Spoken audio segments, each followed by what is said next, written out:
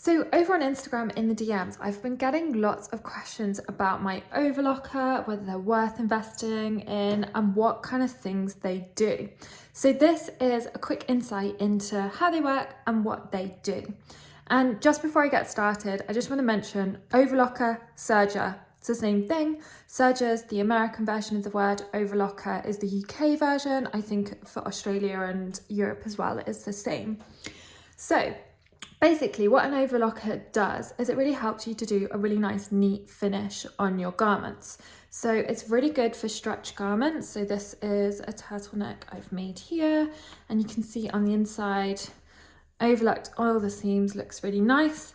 I've also done a little, what's called lettuce hem here on the cuffs, which is this little rolled hem, but you just pull it a lot more and then it turns it into a lettuce hem. And then it's really good for woven fabrics as well. So you can finish edges really nicely, like so, rather than bulking up more and more seams, folding them over.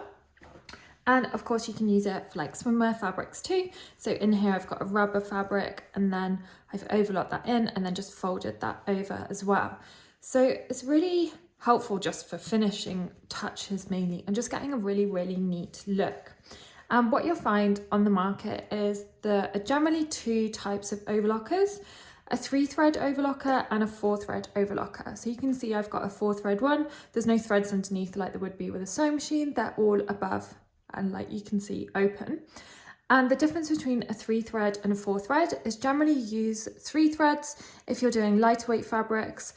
And I can convert this into 3-thread just by taking 1 thread off. It just means I've got 1 less needle because there's 2 needles on my overlocker, whereas a 3-thread would just have the 1 needle. So all I have to do is take out the 1 needle and I can turn it into a 3-thread overlocker anyway. But I tend to use 4 threads most of the time, so I don't tend to change it that much apart from like the lettuce hem I was showing you. I change it to a 3-thread for this here.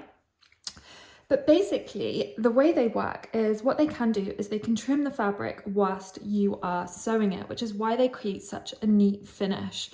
So let me just show you what I mean. So you can let me trim this way.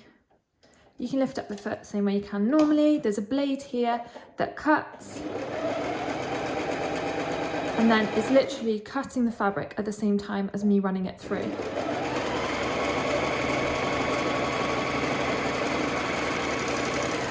So it creates a really neat finish. And what you want to make sure you're doing with overlockers is rather than cutting the threads right near the foot, you want to just run it off a little bit, otherwise it undoes itself.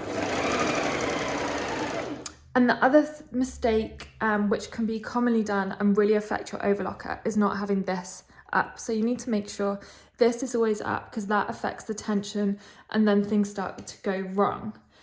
And when you are sewing around a curve, I got asked this on Instagram, it's actually really easy to do. You kind of just want to just allow the fabric to run through. And the beauty of an overlocker as well, and the reason why it's better for stretch fabrics too, is because this foot is raised up a bit, so you can change the pressure of the foot with this here. And generally most machines, even if they're different makes, most things are in the same place as well. So because you can change the pressure, that then means that you're not squashing the fabric together and pushing it back this way. It's allowing it to go through a lot smoother. So you're less likely to get those corners that are pulled like this because it just allows it to run through a lot easier, which is why it's easier for stretch fabrics. But when you're sewing a curve, you just want to allow the fabric to run through. So I'm lining up my fabric along here.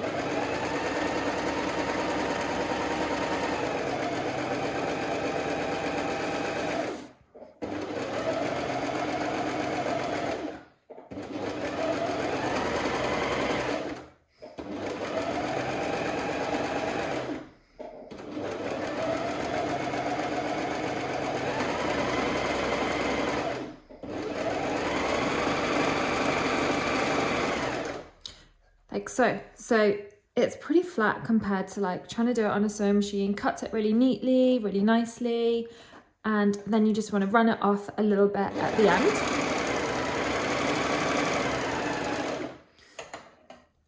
Like so.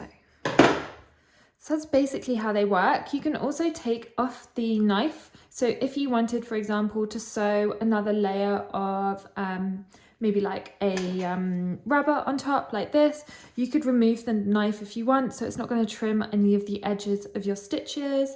And you can do the little hems I was saying here, so you can finish off really nice hems with them. And then when you're changing to super thick fabrics, you can change the tensions if you want to make it slightly looser, so it allows for the thickness of the fabric, and each of these changes a different tension. And what's really helpful is you'll get an instruction book with your overlocker, and it'll tell you what effect it has on the stitching with each different knob. You can change the length of the stitch. So it's basically similar to a sewing machine in that you can change various different things as well. And in terms of changing the threads, which is, I know, a really off-putting thing for overlockers, is actually not as bad as you think. So, under here, you'll see each one's numbered. So up here, I've got 1, so just here, it's just off the screen. So I've got 1, 2, 3, 4, and you just follow it round. It's literally got little diagrams you can see down here. And once you've threaded it once, what you can do is literally tie new threads onto this. So you get your new cone, and then you tie this onto this and tie one onto this one, but just for these two. And then you can just run it through the machine, leave these two as they are until you've run the first two through the machine. And then you can just rethread these two. And these two are really easy because they literally just go down and up like that and into the needles. Whereas these two are the complicated ones, which are the ones you can fast track. So that's a really quick method to rethreading the machine, and it makes it feel less daunting as well.